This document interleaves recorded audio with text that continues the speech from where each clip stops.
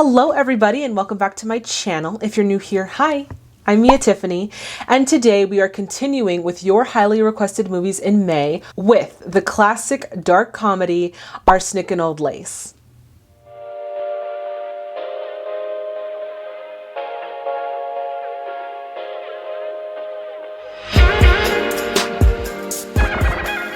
Okay, so Arsenic and Old Lace was released in 1944, directed by the legendary Frank Capra, starring Cary Grant, Priscilla Lane, and Raymond Massey, with other notable performances by Josephine Hull, Gina Dare, and John Alexander.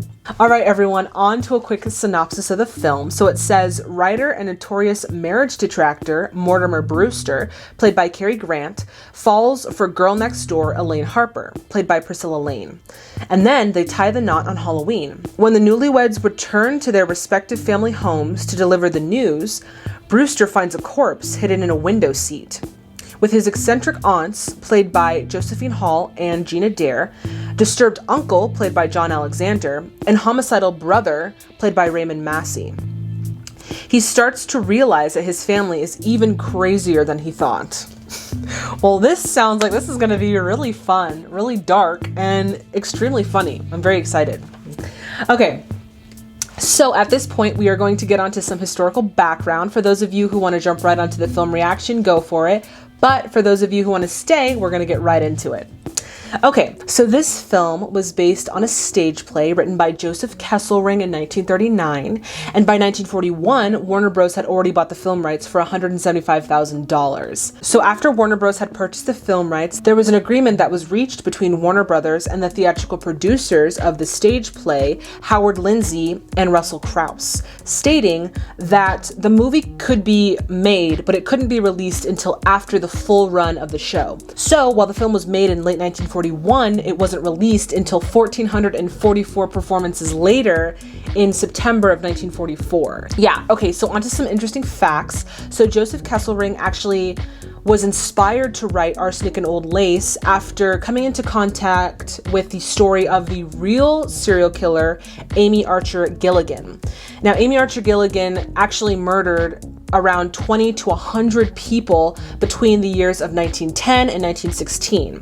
Her weapon of choice was a very poisonous concoction of arsenic and strychnine that she would feed to her nursing home patients. Now, originally Kesselring wanted to write this as a dark drama, but he was later convinced by his colleagues to write it as a dark comedy, which ultimately paid off in the end. And on a side note, I just think that this is such a cool concept, having the story, having a story inspired by a serial killer and kind of making it into a dark comedy. I just feel like for that time, it would have been such an interesting idea to kind of play with like dark themes, but in a comedy version. So yeah. Okay, so a few of the actors that actually played in the stage play were brought over to reprise their roles in the film version.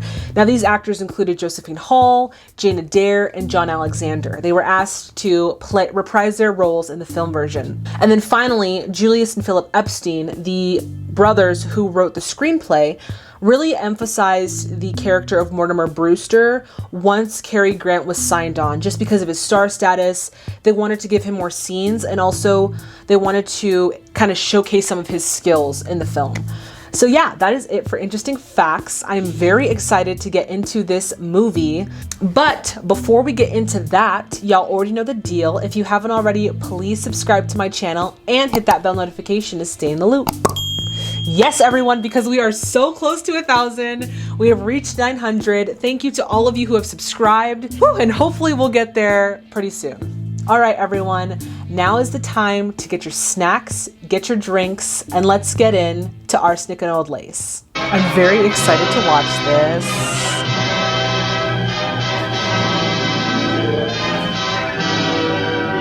And Frank Capra, guys, for those of you who have been with me, for those of you who have seen the videos, you know how much I love Frank Capra and his movies. I can't believe we are watching another Frank Capra film. I think I should make like a Frank Capra like month. Oh my God, I need to watch all of his films at this point. I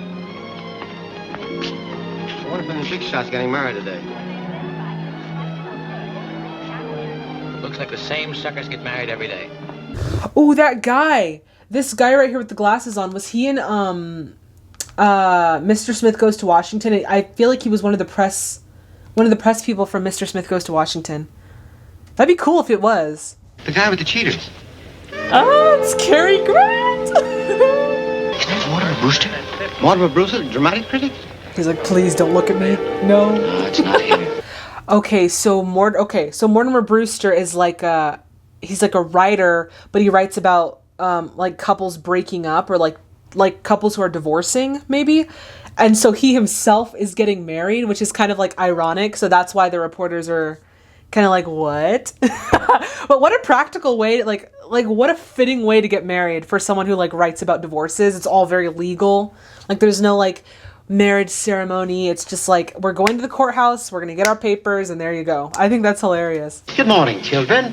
Your name, please? Mortimer Brewster. You gotta say it, sir. There's nothing to be afraid of. I'm Mortimer Brewster. You're who? Dude, this man is all up in this other man's face. How does he not hear him? What? Is this what I've come to? I can't go through with it. I won't marry you, and that's that. Don't you see? Marriage is a superstition. It's old-fashioned. Oh, he loves her. You marry her. I feel like we literally have just started this film and we're already kind of dropped into the action. I love when films start that way, where you're just kind of like thrown into the action and you're like, okay, what's going on? Like there's a lot of things going on already and you kind of have to like rely on the dialogue to see what's going on, right? But I just love how we're kind of thrown into it. And I'm already feeling the comedy aspect of this. And then Cary Grant, I'm not going to speak about him yet because we just started, we're not even 10 minutes in. But I will say that I already am in love with him. And I'll leave it there, and we'll talk more about him soon. But so far, I really like this.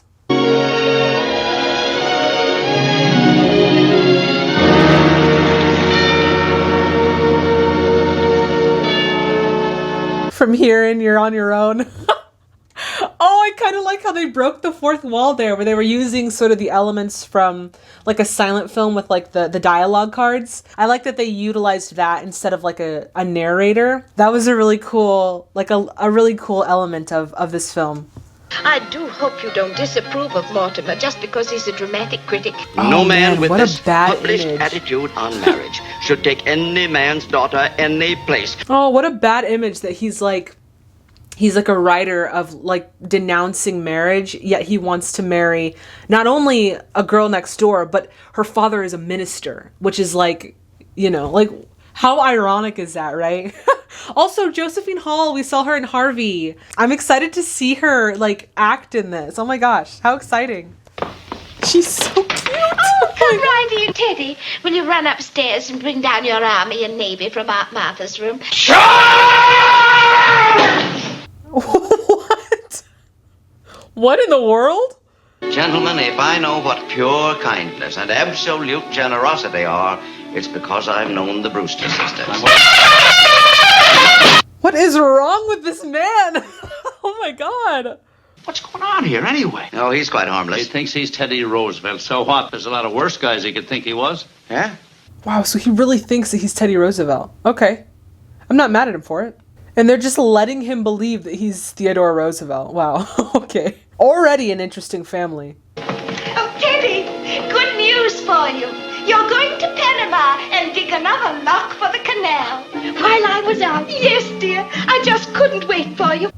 One thing that I do like about the fact that they kept some of the actors from the stage play is that Josephine Hall, Gina Dare, John Alexander, they're all very comfortable in their character. You can tell that they know how their character thinks, they know how their character moves. They're very comfortable in their character, and you can definitely see that through the film. I think if they were to recast, it wouldn't have the same like natural feel from the actors. Like, sure, I'm sure that actors could still play the role, but there's something about using actors who have already had a chance to play these characters and to understand them and to get to know them. That just adds an extra charm to this film. I run right downstairs and see. No, dear.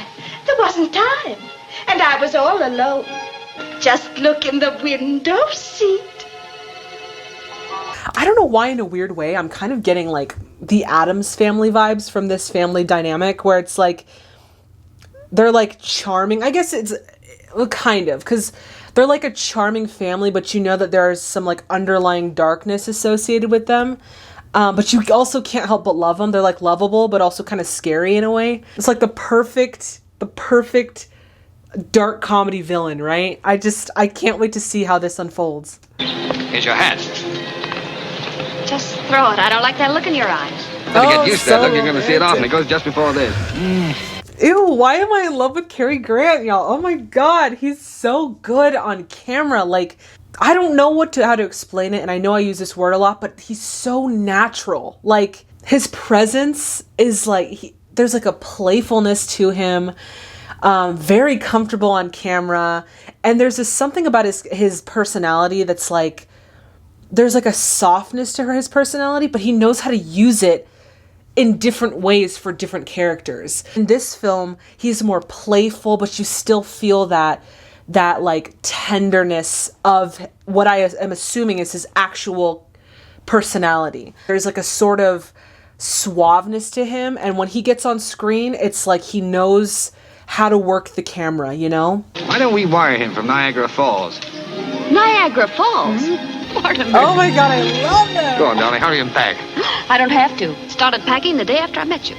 But like, you feel the comedy in this. You feel the one thing that Frank Capra does, okay, with all of his films, is he makes it like he has such a good blend of like themes, right? Capra really knows how to bring scripts to life, and he's already just doing it in this film. And I just love Frank Capra so much. I wish that I had a chance to work with him, but we missed each other. But still, fantastic directing. Fantastic. How are you, Mr. President? Bully. And they Thank all you, just bully. let him believe he's What Teddy. news have you brought me? Just this, Mr. President. The country is squarely behind you. Well, goodbye. I'm off to Panama. Ooh, you know who he reminds me of? He reminds me of the grandfather from Chitty Chitty Bang Bang. Like, the adventurous, whimsical, kind of like quirky character definitely reminds me of the grandfather from Chitty Chitty Bang Bang. When the curtain goes up, the first thing you see is a dead body. The next thing... Hey, mister. The realization is dawning on him that his family is not who they seem. There's a body in the window seat. Yes, dear. We know. They know.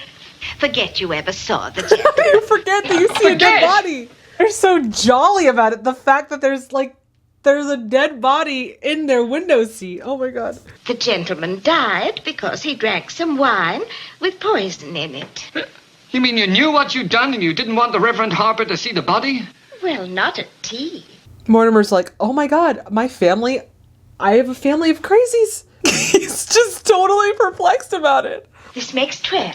Oh, Abby, dear, I think you're wrong. This one is only 11. I really don't think you should count the first one. Oh, I was He's like- counting the first one. He's like, are we really having a conversation about how many people you've literally poisoned to death? And they're so nonchalant about it. They're like, oh yeah, I think it was 11 or 12. Like, murder! Oh my god. Now tell me, who was the first one? Mr. Midgley, when his heart attack came and he sat there dead, we made up our minds that if we could help other lonely old men, we would. What they did was they blended like this theme of like death and murder, essentially. Well, not essentially, murder. Death and murder with like love and marriage. And it's just these two completely opposite themes. And yet we see them being woven into this film. Like I said earlier, so smoothly too, because this is hilarious. Like, you'd never think about marriage and love coupled with death and murder. Like, it's just like such a weird pairing, but they go so well together in this film. For a gallon of elderberry wine, I take 1 teaspoonful of arsenic, then add half a teaspoonful of strychnine, and then just a pinch of cyanide.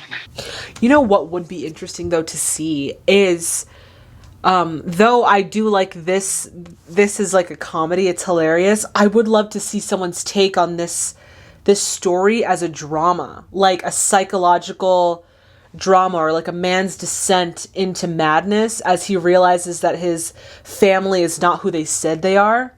Guys, that would be fantastic to see this the other way. That would be so cool.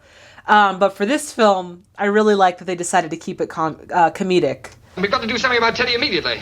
Well, it's practically a matter of life and... Elaine! He's like, get off of that window seat! Oh, darling, I'm not throwing you out of the house. I'm not throwing you out of the house. Will you get out of here? Did you see he literally picked her up and threw her out?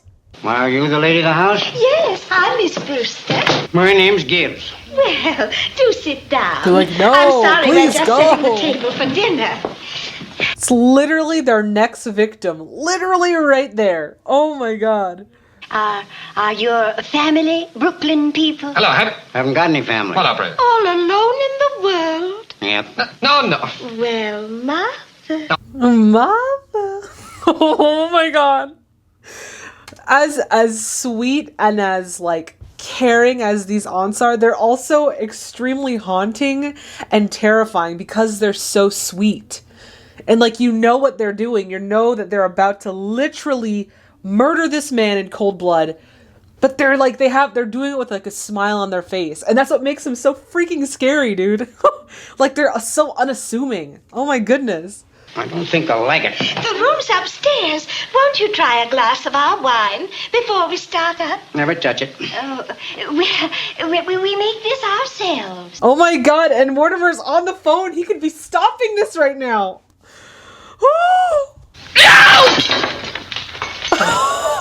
Get out. You want to be murdered? You want to be killed? Do you? They're nuts. They're nuts. Oh my god. Oh god, I feel like the aunts are going to be like, we're going to have to get rid of this one. He's ruining our plans. It's wrong. Oh. Like, morally It's not wrong. a nice thing to do. Well, this is developing into a very bad habit. I feel like they kind of broke the 180 rule in this scene because at the beginning you saw that the camera was kind of slightly to the side here. And then in the next scene that's like right behind the two sisters. I feel like, is that breaking the 180 rule or is that just like a different camera angle? I don't know.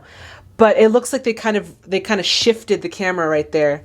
It took me a second because I'm like, oh, is this a different like angle or like a different place on set? But yeah, very interesting that they kind of broke that rule. Let me talk to Mr. Witherspoon, please. Mr. Witherspoon speaking.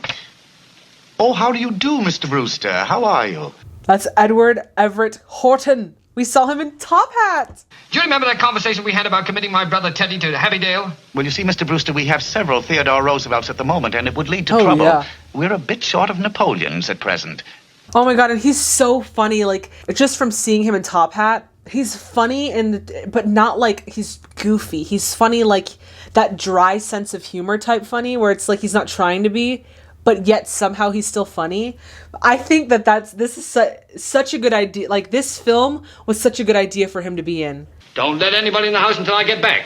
You promise? Mortimer, What? Mr. Hoskins' hat. Oh! Oh, so strange. The morbidness of this film. You know, Abby, Mortimer didn't seem to be quite himself today. No. Oh, well. Oh my god. They save the hats as souvenirs. They're exhibiting all of the attributes of literal serial killers. Oh my god. And like, what? What is this film? This film is literally a treasure. I love it so much. Ooh, I love the ominous I'll go silhouettes of that shot. Ooh, he looks scary. Come in, Doctor. Oh, that's Peter Lorre from Casablanca. Oh, that's so cool. Ah, another actor. I remember in the last video we said I was talking about how there's a bunch of actors that we've seen in previous films. And that's Peter Lorre. That's so cool. Your nephew, Jonathan. Oh, no, you're not. You're nothing like Jonathan. Still the high collar to hide the scar where grandfather's acid burned you. I was going to say, I only caught a glimpse of what Johnny had said to his Aunt Martha.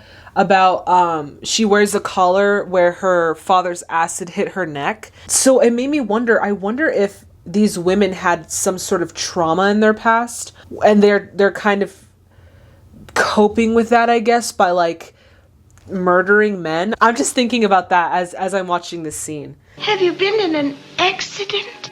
My face. Dr. Einstein is responsible for that. He's a plastic surgeon. I do love that he gave us a more of that serious scene. You know how like comedic relief works in more dramatic films? We kind of got that, but in more of like a dramatic scene to kind of complement the comedic scenes. I like that Capra and the Epstein brothers decided to give us that. We got to find some place for Mr. Spinazzo, too. Don't waste any worry on that rat. But, Johnny, we can't leave a dead body in the rumble seat. You shouldn't have killed him. So Johnny has even killed somebody. What is wrong with this family and murder? Oh my gosh. See the hole he's digging? 4 feet wide, 6 feet long. Just fits. You'd think he knew we were bringing Mr. Spinazzo along. That's hospitality. I wonder if Johnny is ever going to find out that the aunts are like murderers. And then I wonder if the aunts are going to find out that Johnny's like also a murderer. And there's just like a family of murderers. Teddy, there's been another yellow fever victim. We must keep it a secret. Yes. You have the word of the President of the United States. I love that he's like... I love that he thinks he's Teddy Roosevelt. Where is the poor devil? In the window seat. Seems to be spreading. We've never had yellow fever there before. I do kind of feel bad, though, because I feel like the aunts are kind of like exploiting his delusion almost. Like they are using it against him to assist them with their murders, which is kind of like really dark and sad if you think about it. I've never even seen Mr. Hoskins. He's really very nice looking, considering that he's a Methodist. Oh my god, why is Johnny so scary? Oh my god, does he even blink? Now, we'll all go to bed. I'll wait until you're up and then turn out the lights. All right, Aunt Abby. I'll be right up. Now, Aunt Abby.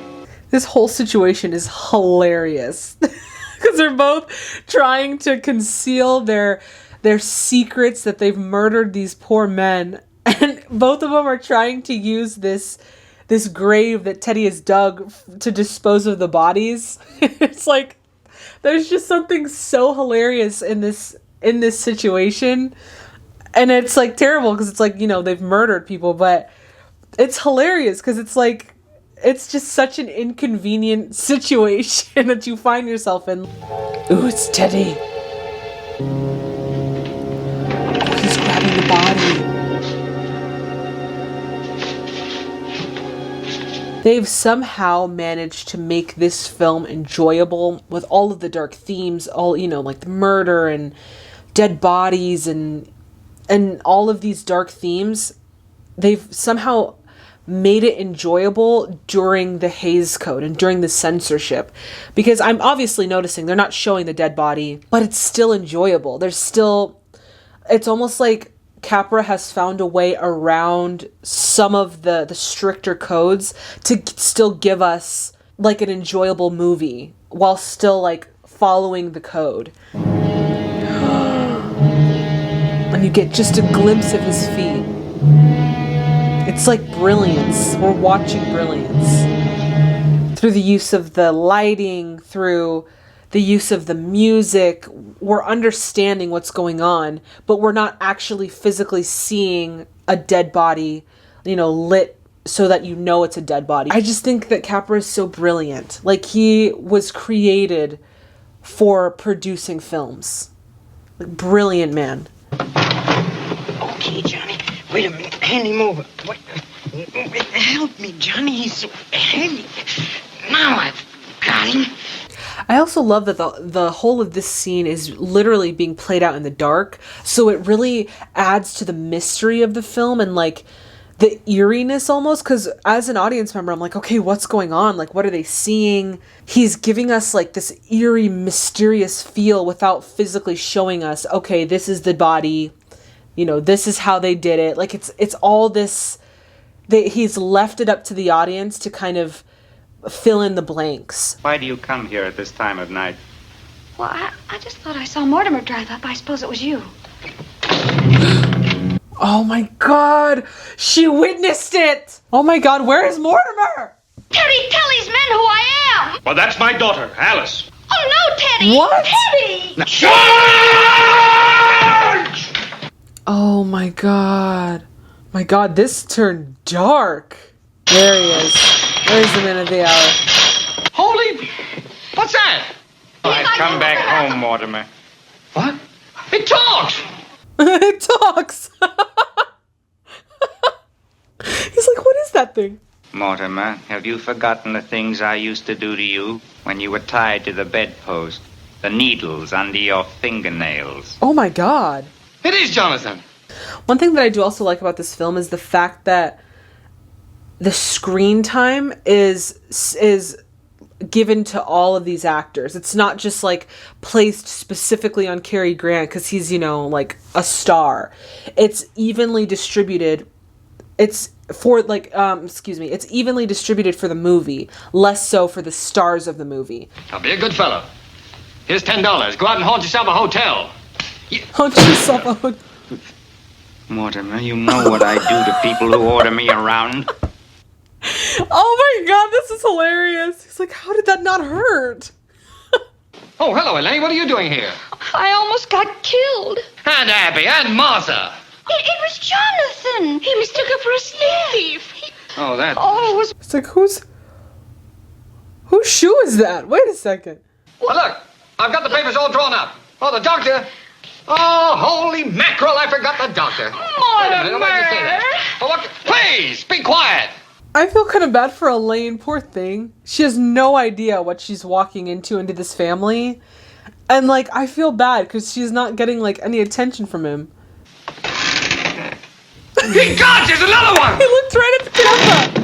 Who's that in the window seat? We told you, Mr. Hoskins. It is not Mr. Hoskins. It's so funny how you're getting all these dark elements, but you're getting it in a way that is so funny but so outrageous and hilarious. So you can't help but laugh at the outrageousness of this story and all of the dark themes that are kind of hidden underneath all the comedy. It's so good so far. Who can that be? That man's an imposter. And if he came here to be buried in our cellar, he's mistaken. What? So she's okay with murder, but she's not okay with lying? Poor Mortimer. Oh my goodness. And I've also decided that you're leaving, and I mean No. now. Listen, handsome, I'm in no mood to debate. I love that a constant joke in this film is Jonathan's face. He keeps talking about his face and just how haunting he is as a character. I love that that's a joke. No, Aunt Abby, don't. It was you. Jonathan, let Aunt Martha see what's in the window seat. I appreciate Kesselring for changing that up and doing it as a dark comedy because literally this is so funny. It's so funny. The situation is so ridiculous and so outrageous, but it's working for the film, you don't think you'd laugh at murder and death, and yet here we are freaking dying over murder and death. I think it's so hilarious. Hey, Johnny, come quick. What's the matter? You know that hole in the cellar? It's full. Well, we got an ace in the hole. Oh, and he's about to find out. Oh man, now he has leverage on Mortimer. If you tell O'Hara what's in the window seat, I'll tell him what's down in the cellar. Cellar? There's an elderly gentleman down there who seems to be very dead. My God, poor Mortimer, man. What a day. He gets married. He's going to go on his honeymoon with his wife. Finds out that his aunts are murdering these poor, lonely old men. Then his murderous brother comes home with a body to bury, and he's trying to commit his uncle. There's so many things going on in this, but it's so funny. Besides, there's no room for Mr. Spinazzo. The cellar's crowded already. Crowded with what? There are 12 graves down there now. It's what is going on in this house? Oh my goodness. All I need is one more. That's all. Just one more. And I've a pretty good idea who it is. He's gonna turn around and kill his own brother? My goodness. Mr. President, the doctor would like to have a few words with you in private. Certainly. Welcome to Washington, Doctor. Arlington is beautiful at this time of year, is it not, Doctor? Yes. Poor Teddy. I love him. Oh my god, he's my favorite character in this so far. Look at your aunts. They're Brewsters, aren't they? Well, what of it? So your family's crazy, so you're crazy. That's the way I want you, that's the way I love you. I'm crazy too, but kiss me. Oh, that was a good line. She said, I'm crazy too, but kiss me. I love that. Anytime you're in Washington, drop in to see me at the White House. Those papers. papers. Oh, papers, yes. And I tell you. No, don't worry about that. Just go outside. Oh, that looked like that hurt. Tonight, we are taking care of Mortimer. But Johnny, not tonight. I'm sleepy. We'll do it tomorrow, huh? Or the next day. You can see that it's got to be done, can't you? Again, I love Capra's use of lighting and how he uses different like shadows and darkened areas to really convey the message and convey the story. Like in this scene, Jonathan, obviously we already know that Jonathan is a friggin' scary character, right? But like easily Capra could have just had him in the frame, but the fact that they have him literally overshadowing Dr. Einstein, it kind of shows you a little bit more about their relationship. Like Jonathan is very much the overseer, and Einstein is kind of like he's like his minion almost. And I just love how we're getting that message conveyed to us through his use of lighting. Very, very brilliant directing style. No, don't do that, Mr. President. But I cannot sign any proclamation without consulting my cabinet. This must be secret. A secret proclamation? How unusual. Yes, it's the only way we can outsmart the other fellow. I feel like there's nothing wrong with Teddy. Teddy is literally my favorite character of this entire movie because he's so like, I feel like there's sort of an innocence to him because he's so unaware of what's going on. Like he's very much detached from the reality that his family is literally like just a family of murderers. But I feel bad for him also because everyone's kind of trying to use him and exploit him in some sort of way. So I feel bad for him, but I also love him as a character. He's just so sweet. Dun, dun, dun, dun. He signed the papers. He literally signed himself away to an asylum. Thank you, Mr. President. What is Mortimer's intentions after he commits his brother?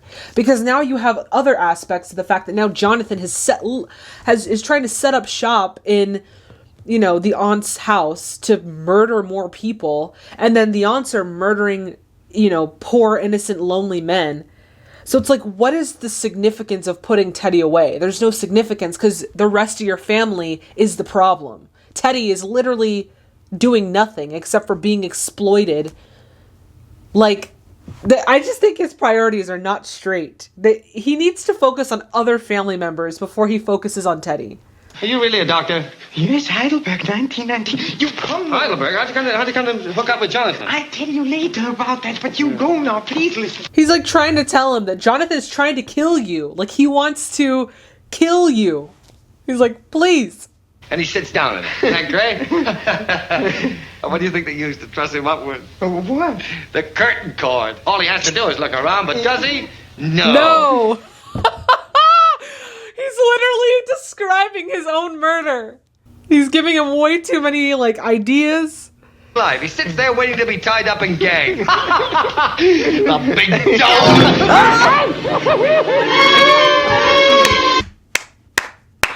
He was literally describing it.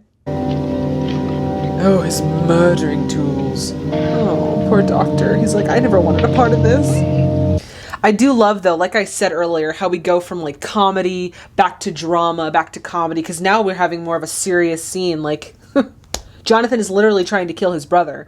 And you see it on Mortimer's face, like, he's terrified. Like, this isn't funny anymore, So, we're really, dipping in and out of comedy and drama, and it's working. It's not like you're watching two different films, right? It's like you're watching the same film, but you get a little bit of comedy, a little bit of drama every now and then. And I'm telling you, This is why I like Frank Capra, because he knows how to make films and he knows how to blend two themes which you think would never go together. He just blends it effortlessly. Like, this is why I love Capra so much. Mortimer, I realize now that it was you who brought me back to Brooklyn. We drink to you, Doctor, to my dear dead brother. Yes, drink away. Go ahead, enjoy that elderberry wine, baby. Oh my God. What the? Teddy!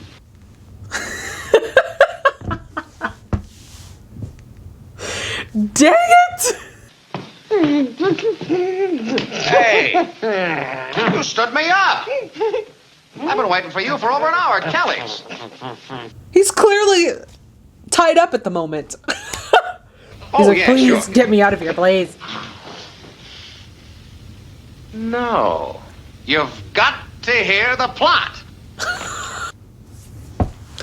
Oh, this is so funny. So it's freaking Blay. Help me, I'm tied up. Can't you see that? Braces myself against the wall and I says, come in.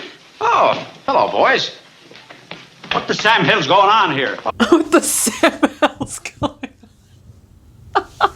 Thank you. Finally, someone asks the freaking question, what in the world is going on here? The colonel blew that bugle again. I heard him. The neighbors are all phoning in. The lieutenant is on the warpath. He said we've got to put him away someplace. Now, who the heck is this? This police officer is literally a mood. He's like, who is this guy? And if you've got yourself in a mess, you're 2 hours overdue at the station. I better let him know that I found you. Tell the lieutenant he can call off the big manhunt. We found him. So Jonathan thinks that they're trying to look for him because obviously he's killed, 12 people, like, around the world. But they were just looking for the police officer because the police officer was held up at Kelly's waiting for Mortimer to talk about his play. Oh my goodness. All right. You got me. So it got you for what? He escaped from the prison for criminal insane. He's a lifer. That's my brother. That's my brother. He's like just done. He's just done. Well, Colonel, you've blown your last bugle. Come on, get this guy out of here. Dear me, another yellow fever victim? What? All the bodies in the cellar are yellow fever victims. No, Colonel. He's about to blow everything. Oh my God. But I love Teddy so much, I'm not even mad at him. He's about to blow it all. This whole charade is about to go up in flames. Oh, what's this? What's the matter? These papers ain't no good. Why not? He signed to Theodore Roosevelt. The name Brewster is code for Roosevelt. This is fun.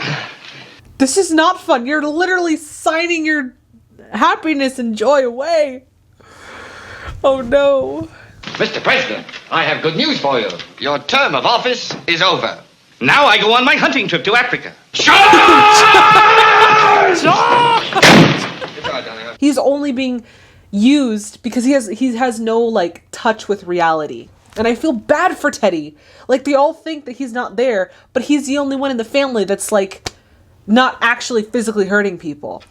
And it makes me sad. I really like Teddy. The law's the law. Teddy's committed himself and he's got to go.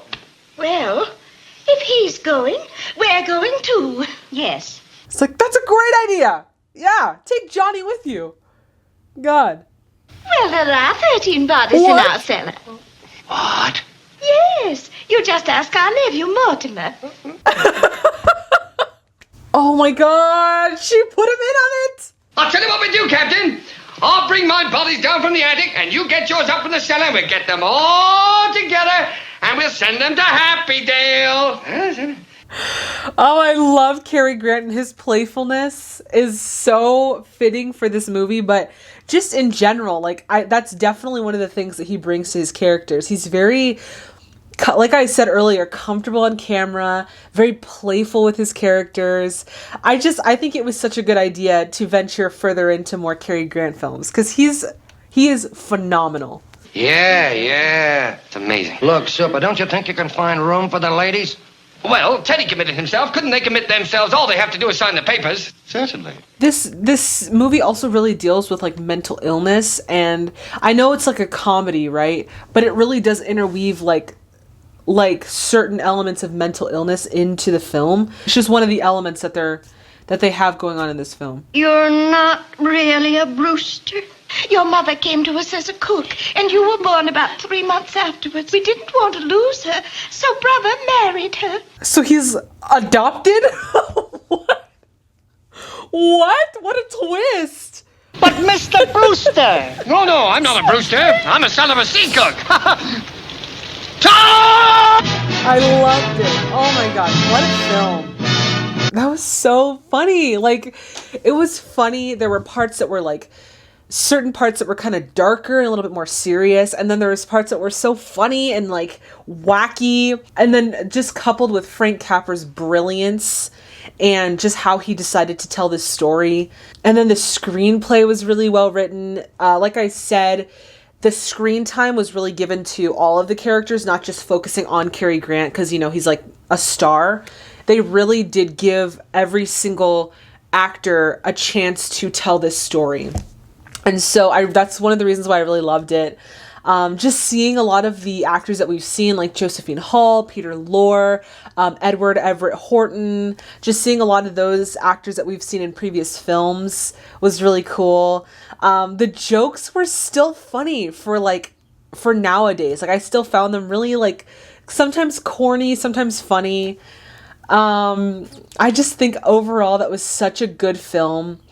But it also dealt with a lot of darker themes, like murder, like mental illness. And I find it so interesting that Kesselring found influence from an actual, you know, serial killer, because there was a lot of elements in this film that were synonymous with what like how a serial killer kind of acts, you know. So and then finally, just the fact that it was a comedy just kind of tied this whole, it was like the cherry on top, because easily this could have been like a drama and very serious and very psychological, but it was lighthearted, it was funny, even though it dealt with some really dark themes. It was a brilliant film. So I think I'm going to give this film, I'm going to give it a 9.5, because it was just a really fun, lighthearted film to watch. So a 9.5 out of 10 from me. Thank you to all of you who have suggested it. I'm so happy that we finally got to it. All right, everyone, that does it for this video. As always, if you liked it as much as I did, please give it a thumbs up. Also, please subscribe to my channel and hit that bell notification to stay in the loop. All right, everyone, so in the next video, we are going to be continuing your highly requested films in May, and also your highly requested Cary Grant films in May, by watching another film starring Cary Grant and Katharine Hepburn. Yes, everybody, we are going to be watching Bringing Up Baby. I'm so excited to watch this. I have seen this so much in the comments, so I am excited that we have finally come to this point and we are able to watch it. As always, if you haven't seen the film, I suggest you check it out on YouTube or check out a quick synopsis of it, and then come back with all your movie facts and your movie insights. I am so excited to talk about it in the comments. As always, I encourage you guys just to check out that discussion tab. I always post on there in case there's any changes or updates to our schedule through the week. As always, if you have any suggestions of any classic Hollywood films, please do not be afraid. Let me know in the comment box. I am always looking for new movies to put into monthly series. Also, if you guys have any ideas for any future monthly series, I know some of you have already given some awesome ideas that I have written on the idea board. But if you have any suggestions of any future monthly series that you'd want to see, please let me know in the comment box below. I am open to all suggestions. Guys, thank you so much to the subscribers, to the watchers, the viewers, that's the same thing as watchers, Mia, to the commenters. You guys literally have made this experience so much fun. I love watching these movies with you. I love talking with you in the comments. Thank you guys so much. Y'all, please stay safe and healthy out there, and I will see all of you in the next video. Bye, everybody.